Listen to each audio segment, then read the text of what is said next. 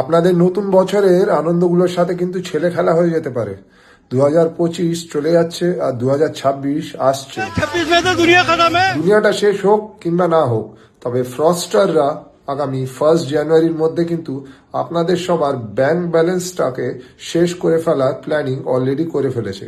তাই এই ভিডিওটা শেষ অবধি দেখুন, না হলে আপনাদের হ্যাপি নিউ ইয়ারটা কিন্তু স্যাড নিউ ইয়ারে পরিণত হয়ে যেতে পারে।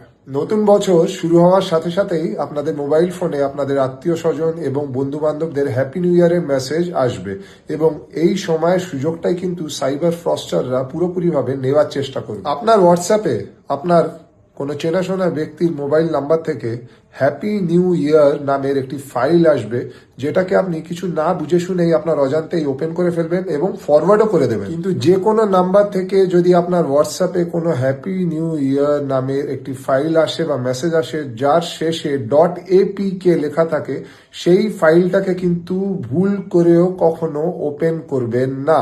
কেননা হতে পারে আপনার যিনি চেনাশোনা ব্যক্তি আপনাকে মেসেজটা পাঠিয়েছেন, ওনার ফোন অলরেডি হ্যাকাররা হ্যাক করে রেখে দিয়েছে এবং সেইখান থেকেই কিন্তু আপনাকে ওই ফাইলটি তারা পাঠাচ্ছে।